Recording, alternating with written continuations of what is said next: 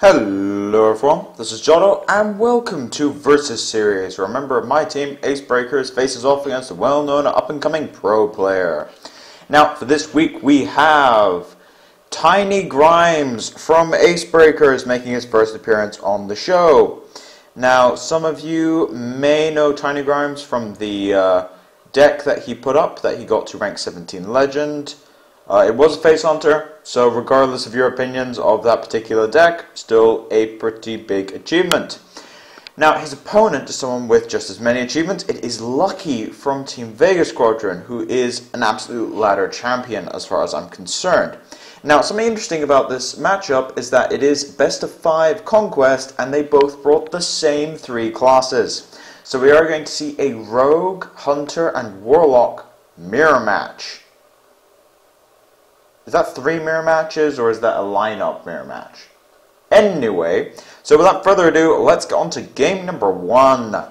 So, we have Tinygrimes starting with the Rogue, and Lucky will be starting with the Hunter. Just looking at opening hands, I think that as the Hunter, I would probably scrap the Abusive Sergeant and the Animal Companion, maybe. Glaive Zuko shows us his Face Hunter, so I think maybe you want to scrap 2 cards. Now, on the flip side of things, keeping Eviscerate's fine against Hunter. You're not really going to use the 4 damage unless there's a Misha. As we did actually see the Hunter keep all 3. Abusive Sergeant's a risky keep because it's not one of your powerhouse 1-drops to play on turn 1. However, it is still a 1-drop, so I think the logic of here is saying, well, I've got Glaive Zuko, so let's force him to coin hero power, which I think is the correct play, just for the record. So, something a bit about this matchup. The Rogue generally has the advantage, simply because of SI7 Agent and Blade Flurry, and the fact that you can, in fact, be playing healing cards. Now, something to know about this is that this particular Rogue deck does, in fact, have an anti-Keel bot. Whether or not it's optimal is actually a funny story, because this game is not being played on a teammate's loaned deck, because Tinygrimes is an NA player. It is in fact being played on his own EU account, so he's not playing entirely optimal Hunter or Rogue decks. He's missing a Blood Mage in Rogue and a Leroy Jenkins in his Hunter deck, so we'll see how it turns out. We would have lent, but apparently no one on Acebreakers has a Leroy Jenkins. On EU at least. So anyway, first couple of turns did turn out a little bit differently, simply because of that South Sea deckhand on turn 1 instead of the dagger. I would guess that's primarily because the oil is in hand and you need that for a combo starter, and also there's an Azure Drake being the only threat, and you really need that on turn 4. The question is, how do you kill this Misha? There's a couple of ways of doing it. I think you could go backstab, eviscerate, but that feels really wrong. You could also go prepper. There's no good combo starter here. This is really miserable. Is this a coin eviscerate hero power pass? That seems awkward. I don't know what play you do here, because if you use the coin, you don't have it for Azure Drake. If you use prep, then the overall power of your hand is reduced, but I think you have to use the coin. That is really miserable. Very difficult play there. That Misha, very difficult to deal with, although to be fair, if it was Hopper, I think it may have been worse.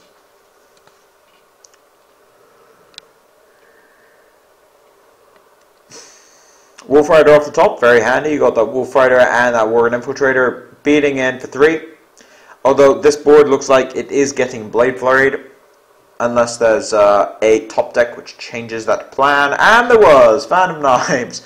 So yeah, you obviously Phantom Knives instead of Blade Flurrying here, because Phantom Knives draws you a card and it is more mana efficient. It also keeps your weapon, which is always useful. Now in this case, I would actually go Phantom Knives and then not attack, and the sole reason for that is because you want to play Tinker's Sharps or Oil at some point. Although that is a prep sprint that could be played at some point. That could be good. The Hunter is running a little bit low on cards right now. There are some potentially explosive plays that could come out of that Hunter deck, however. Face Hunter is a deck that's regarded for its luck-based top decks, but in reality, about 12 cards in the deck do the same thing. You've got Wolf Riders, Arcane Golems. There's a lot of charge damage. The question is this Arcane Golem or Worgen? I would say Worgen, personally. I don't really like playing Arcane Golem earlier on, although that is a case of risk-reward with Arcane Golem. I don't think it's worth it because you're going to get the 4 damage out anyway. So I would not be surprised if we just see Worgen Infiltrator come down here. It is mana inefficient, but I think it's worth it. Let's see what he goes with. Is going for the Arcane Golem. I can't say I agree with this, but I can see the logic. The reason I don't agree with this is because it's still quite early in the game, which means that you're giving your opponent a lot of extra mana relative to what he already has. Antique Healbot, that could be game-winning. That could be utterly game-winning. Now, next turn, I would actually save this Deadly Poison, and then next turn go Deadly, Sharp Sword Oil, Attack Face, Flurry. That's a lot of damage. Actually, is it enough? I guess this way it does set up a Flurry that is not required to have a Sharp Sword Oil as part of it, or Preparation is part of the combo itself. This is getting to nerve-wracking territory for both players here, because on one side of things you do have Kill Command, which can close the gap really fast, but then on the other side of things, Oil Rogue has one of the most explosive critical mass turns of any deck in existence, where you'll be going at a fairly moderate pace, but then they get a little bit of a foothold and they will burst you down like no tomorrow. They just need the mana and the cards to do so. Using this RB Cal is okay. I don't know though. This is one of those difficult plays. He's using it. I don't think I agree with it. I don't think I agree with using that. It shuts down your Kill Command plus 2 damage.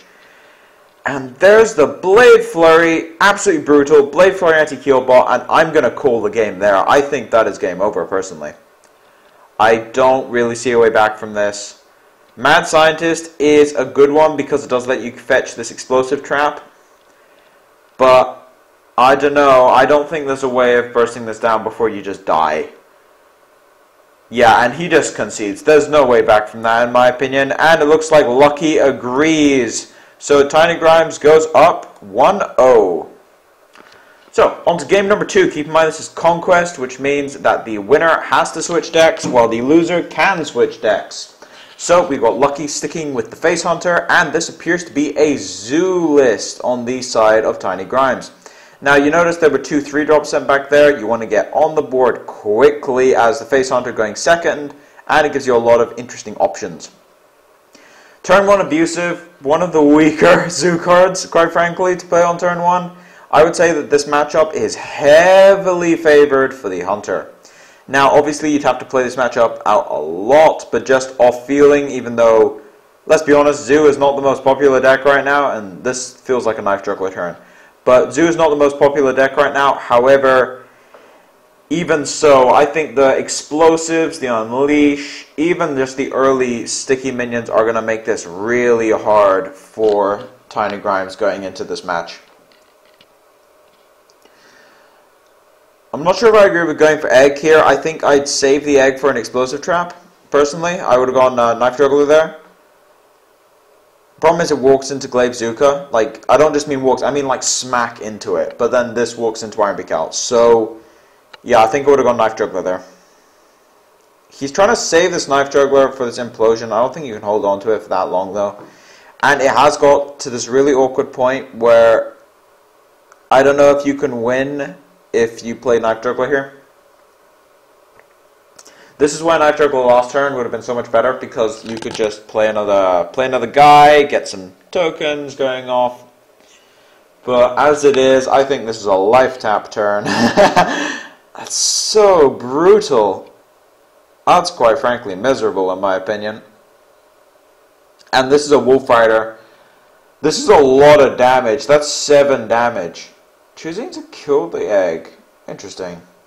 I guess it does play around Defender Vargas, but I don't know. It's only turn 4. Now at this point, I think we're just going to see Implosion. You have to use it. Hope for a high roll. 3, that's average. There's no 4, but it's a 3. The problem is that a high roll of Implosion is necessary there, but there's an Unleash the Hounds in the Hunter's hand. But for what it's worth, I think that the correct play here is actually, I think, either Knife Juggler Scientist or Scientist Hero Power. The question is, what is he going to go for? Because there are definitely arguments for both sides here. Yeah, what this does is it doesn't give you a board clear. However, it protects your Knife Juggler for your Unleash the Hounds combination. Alright, so we do have a RB Cow, which will most definitely be silencing that Mad Scientist. And I think the correct play here is Knife Juggler, IMB Cow on the Mad Scientist, and go from there. Okay, interesting.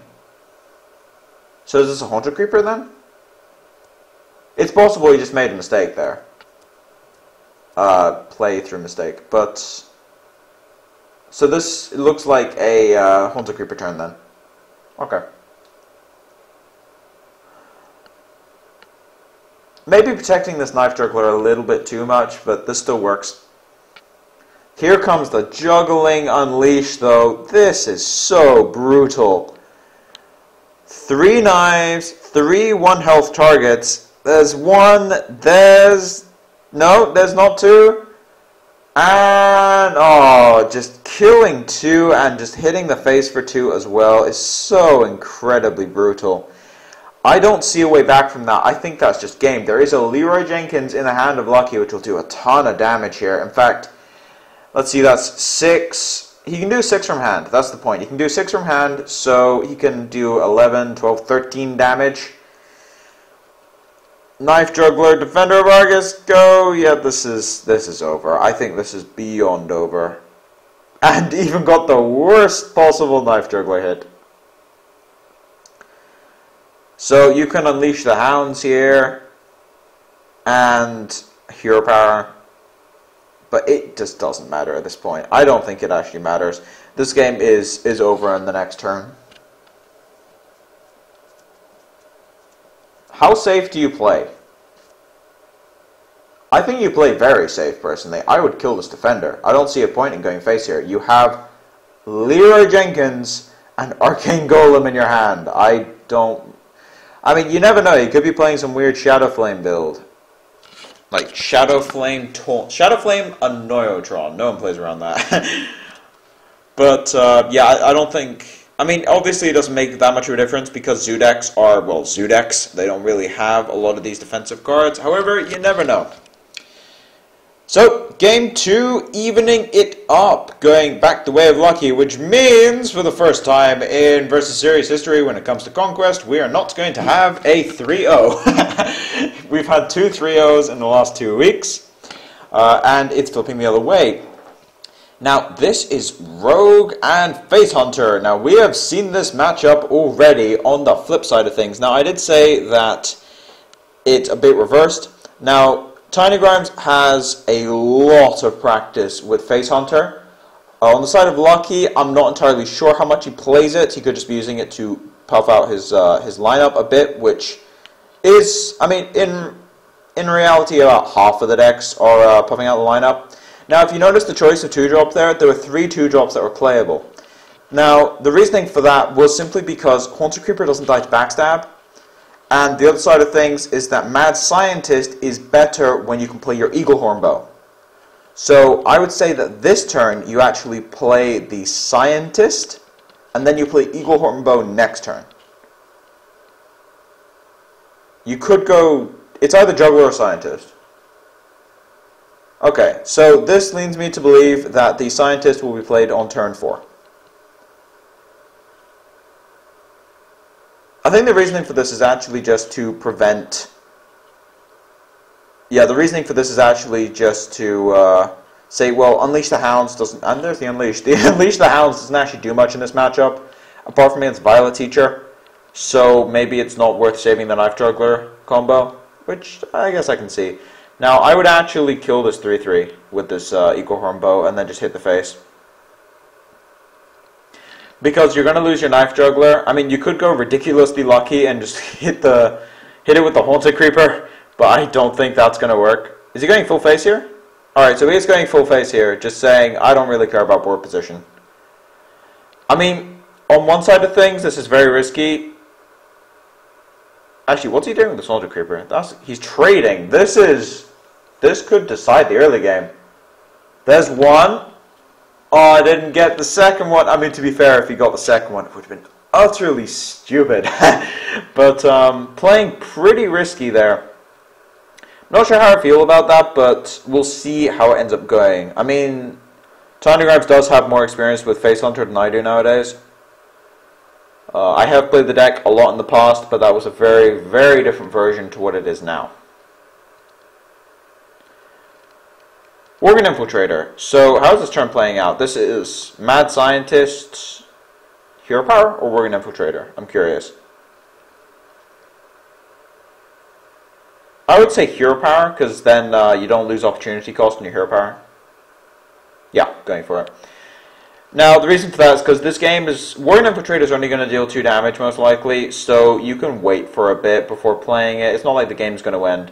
Using Sap on the Scientist is very smart. You need to get this thing off the board without killing it. The aim of this is basically just to go as long as possible without losing too much HP. But there is, in fact, a Ironbeak Owl coming down here. I would not be surprised if we see Scientist, Ironbeak Owl, and Worgen Infiltrator.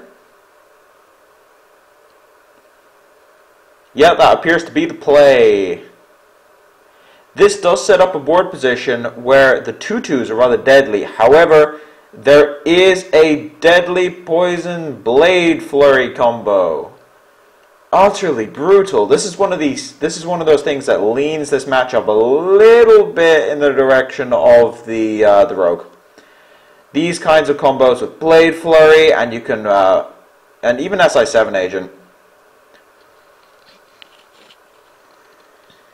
He's really going for this with this SI.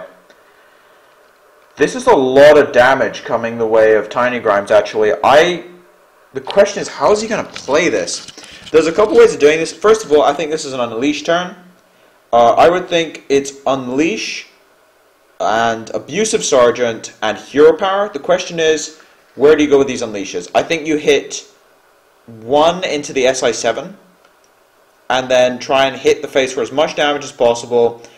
This is Explosive Trap, which means that he can't attack through this. And this is going to be difficult. You definitely attack with the Eagle Horn Bow, though. There's a Glaive Thrower in your hand. You definitely attack with it. You're missing 2 damage if you don't. Yeah, this game is not going another 2 turns, so you definitely attack here. The question is there a healing card or a method of removal? There is a Loatheb. However, if you look at Tinygrimes' hand composition right now, that is, what, 6, 7, 8, 9 damage from hand. Which means, unless I made a Graven's calculation somewhere, I think that is game. This is one of the strengths of the Hunter deck, which is it's not reliant on these spells to deal damage. As we do have Arcane Golem, Glaive Thrower is 7, and then Hero Power is 9. Which means that we have, well, Tinygrimes going up 2-1 in this best of 5 series. Alright, so the last deck he has is Zoo. So he's going to be playing the Zoo deck for the next 1 or 2 games, depending on how he does, as we do go on to a potential match point if he wins this particular game. Now, Lucky still has access to Rogue and to his own Warlock. So as far as mulligans here goes, we've got Lucky just mulligan his entire hand there. He really wants anti-aggro cards. The other side of things, keeping the Implosion. Interesting. Unless that was just buggy. Okay, no, he didn't keep the Implosion. Alright, that makes a lot of sense. It just, the mulligans is a little bit dicey from time to time. Playing out this Abusive Sergeant makes a lot more sense because it doesn't die to backstab. I've said this multiple times, but it's important. Doesn't die to backstab. It also keeps the coin for this Implosion. Elven Archer. Interesting. Not something I was expecting. So this is a weird zoo deck. Very strange zoo deck. In terms of matchups, I would say that this is heavily favored in the Rogue.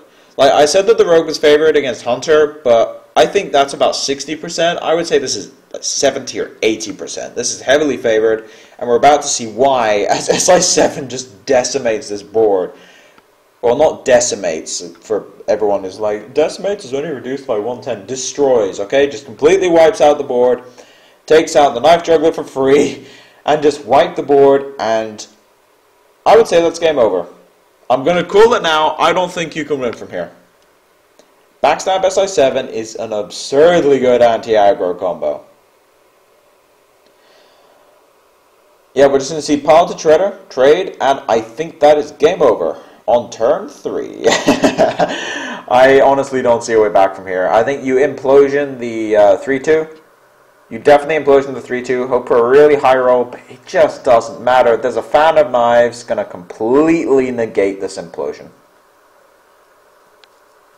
There is a Iron Becal for the Shredder, but you have to implosion the 3-drop. Now the question is, I mean, you could implosion the Shredder and then just hope for Doomsayer to wipe out both, but in reality that's not really going to happen. Rolling 3. Tinygrimes seems to be the king of rolling average on implosions, having 2-3 rolls in a row. But this is getting Fan of Knives, and I've already called it, but yeah, this is just going to be a brutal game. I don't really see anything in Tinygrimes' hand that can help him to get out of this ditch. That's literally the best card he could have drawn. But, I don't know, do you just have to slam it? Is there any way of winning if you don't? I guess... Alright, the Leopardome draw is actually pretty handy because it means that you can use this Mortal Claw, which is another interesting decision in deck building, to take out the Shredder. Another SI7. This, like, Lucky is living up to his name right now. He's drawing all of his anti-aggro cards. I mean, RNG works both ways, obviously, but in this particular game, definitely going in his favor. Yeah, this is why decks like Miracle Rogue have been so good against Zoo before. SI7, Fan of Knives, Blade Flurry, it just adds to a very good anti-aggro shell of all this very cheap AoE removal. Now at this point, I think you actually do just have to go Flame Imp, Doomguard, hope you're not dead. The thing is, if you go Flame Imp, you die. So yeah, he has to play the Doomguard. Can't really play the Flame Imp at this point. Trading. Is there lethal in here somewhere? Let's see, you can do 6 from hand. No. Alright, there isn't. Definitely not lethal in there somewhere. Instead, going for the Deadly Poison, massive amounts of tokens, Blade Flurry. As we see, what is that, is that the second Flurry this game? No. No, it's not. We've seen 2 Fan of Knives. It might be the second Flurry. I think we've seen 2 Fan of Knives, 1 Flurry. And 2 SIs. As that is game. There is no way back from that. In fact, that's lethal on board. That's unpreventable lethal on board. I don't even know what you can tap into in a Zoo deck. Sludge Belcher would save him, but it's Zoo.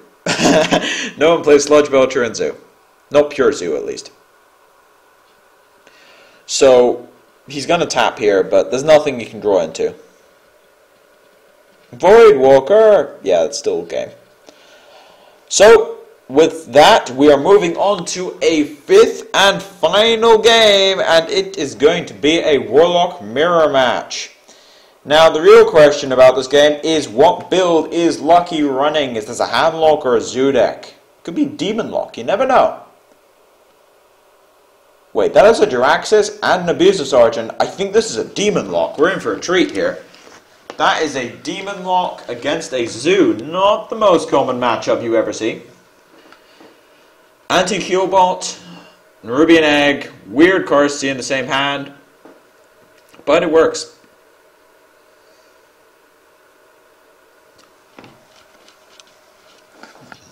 Now the question is he going to stick to his plan of avoiding Dark Bomb? I think Tinygrimes has shown that he likes using his knife jugglers as board clear options. So he's going to go, yeah, for one of the one drops. Going for the Abusive Sergeant so that he can hold on to that Void Walker to protect his juggler when he does actually play it. Nerubian Egg, though, that's a bit awkward. Bit awkward for this knife juggler. Not awkward for that Not awkward for that Direwolf Alpha, though. That is a good draw. So yeah, I would not be surprised if this is just a coin Direwolf. Yeah. Very good draw to get there. It helps him smooth out his curve a bit, and you definitely attack the face. You do not want to kill that egg. But this egg looks like it might just get power overwhelming. Yep, power overwhelming, and maybe Iron Beak Cow. Are we going to see an Iron Beak Cow on the Abusive, maybe? I mean, not the Abusive, the Argent. I don't know. We could see a Iron Beak Cow on one of these two, or it could just be a tap. I mean, I feel like he didn't think the second half of his turn through very well before he did it. So if he taps here, then yeah, he didn't plan out his turn very well. Okay, he is going for the Iron Beak Cow. The question is, what do you use it on?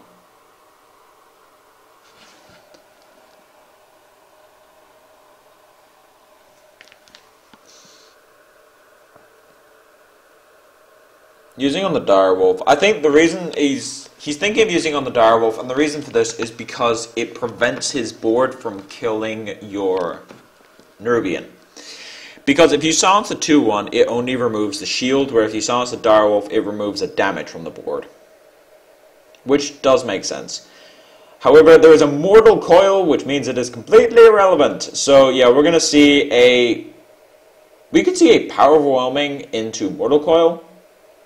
Or Mortal Coil first to draw, and then see what you get. Go from there. I think this is definitely a Mortal Coil to draw. The question is, what do you do after that? But to decide what you do after that, you need to kind of draw the card, see what kind of options you have. What he's deciding there is whether or not he wants to do something with Knife Juggler, but in reality he doesn't really. Implosion! That's going to be handy with that Juggler later. I think you do use the Power Overwhelming on this 1-1 to kill the Nerubian, get it off the board. 4/4s are pain in the neck in the Zoom Mirror. I say Zoom Mirror, it's Demon Lock on the side of Lucky, but it has shaped out a bit like Zeus so far this game. Second Nerubian Egg. So you were sick of the first one, here's a second one. That's what it does feel like to play against Nerubian Egg sometimes. This Nerubian Egg is going to take out this Direwolf for free.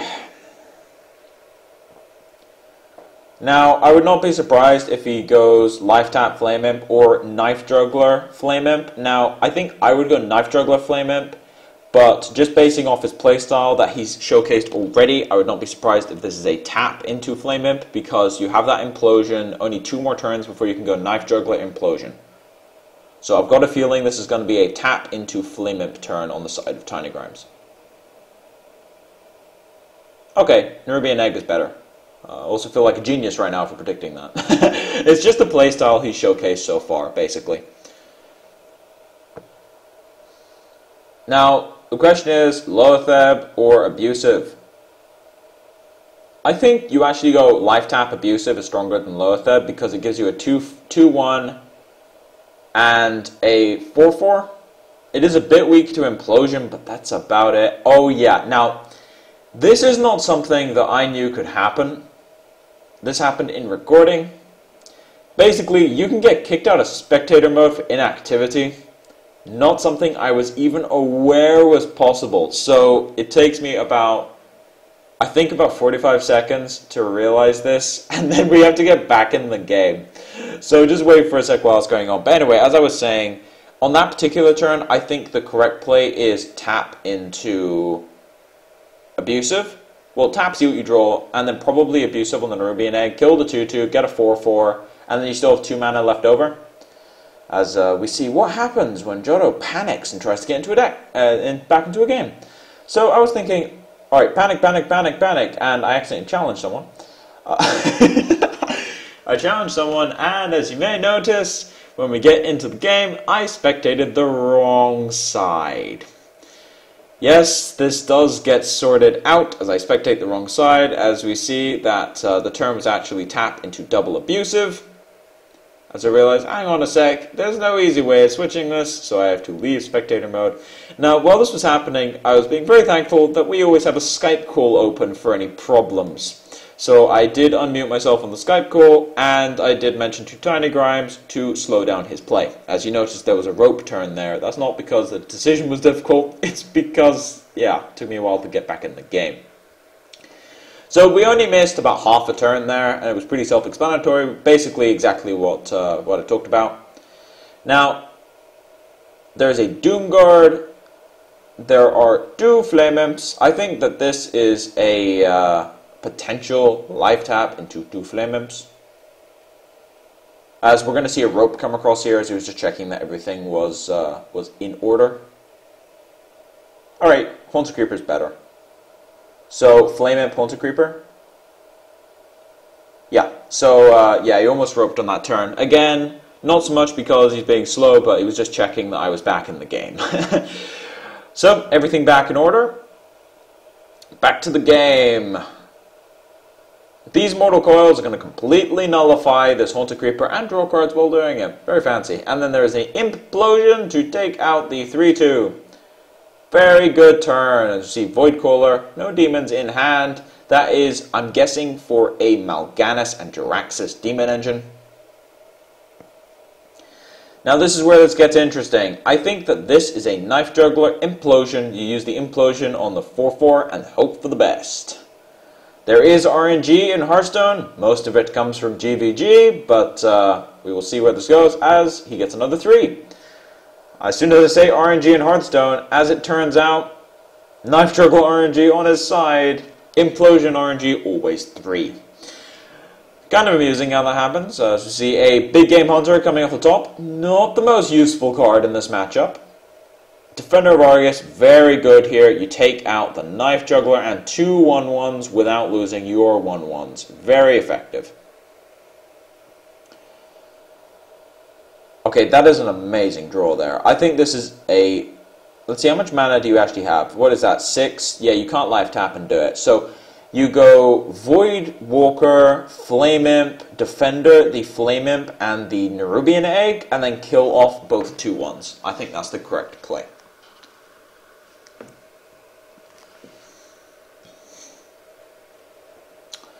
Alright, so yeah, going for that, I would play this... Actually, do you play the 1-3? Now that, the more I think about it, the more I'm like, maybe he has Hellfire. Actually, no, you got Nerubian Egg, you can play around Hellfire, it's fine. I think you just play it, yeah. Actually, given what he's seen, there hasn't been any indication, really, that this is Demon Lock of any variety. It just looks like Zoo.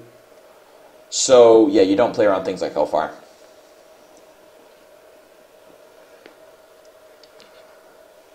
Now, I do think that this is a Loetheb Dark Bomb turn. I'm not sure I agree with the tap here. So, this is a Void Caller, then, if he's doing it in this direction. I think Loetheb would have been more effective. Doom Guard Abusive. How much damage is that? That's relevant. Let's see, that's 7 from hand, 8, 9, 10, 11. That's a lot of damage.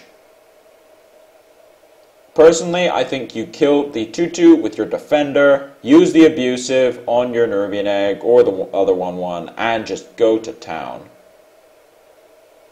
Alright, he is using it to trade, and then going to face. This only misses 1 damage, and I guess it does turn your 1-1 into a 4-4, which does more damage later. And you can even tap at end of turn here. One of the few times where tapping at the end of your turn is actually the correct move, which is with Doom Guard. As we see Illidan coming off the top. Illidan is one of the Void Caller tech cards. Illidan is a very high impact demon. The problem is getting him on the board. And given the way this game is going, I don't know if he can come back from this. I mean, let's see, what do you need here? You can go Anti-Killbot, Dark Bomb, the 2-3. You can also go Defender of Argus, which I think is slightly stronger. Yeah, you can bluff Mal'Ganis. Loetheb is powerful right now. Very, very strong draw there. That's 9 mana. I don't think you tap. I think you just play your hand here. That is one of the strongest 9 mana turns you can do. You get the defender, you wipe his board, and then you play Loatheb and shut down all of his board clear, and you win the game. I think that is the correct play. Let's see if he trades this correctly, though. Now, the real question is, do you hit this Illidan? Because Illidan does come down. I think, personally, you play Loatheb, and then you hit him in the face for 5. Because the taunts will absorb the hits regardless. So I don't think you trade here. I don't see the point. The Loatheb will stop any massive board clears without massive investment in mana, and even then you still have to get past the Loatheb. So I guess a Hellfire would wipe the board entirely, but it would do that anyway, so you can't play around Hellfire. I think that's game. He needs to tap here, and I don't know what you can draw. Both defenders have been used, as far as I remember. Maybe another anti-heal bot? Would that even do it? I mean, you can kill both taunts. I guess you can Dark Bomb as Doomguard, but then that's 9 damage on board. How many cards kill you from here? Well, I mean, if you do this, you play your big game hunter as well. You need to get board position. There's the abusive for exact lethal. There's actually a lot of cards that would have given him lethal there, and I don't know if he would have been able to stabilize anyway because the Illidan would have died. So yeah, just not going for the BM life tap, just going straight for the win with that second abusive sergeant. As we see, Tinygrimes wins these series 3 games to 2. So yeah, going over those games, we had a lot of very swingy games, which does happen with these kinds of matchups a lot. As I said, it was a full class mirror, which was very interesting to see in a fully fledged 5-game match. We did see Zoo get utterly steamrolled by Rogue, which was kind of amusing. We saw both sides of the Face Hunter versus Rogue matchups with arguable misplays on the Face Hunter side in both games, actually. There's a lot of opinionated stuff in Face Hunter if you go back and watch those games. But I don't think there were that many misplays overall. There was only a couple, and even then they're sort of subjective. There's a lot of subjective misplays in Hearthstone, which is one of the reasons why it's so hard to become the best player. Everyone makes mistakes.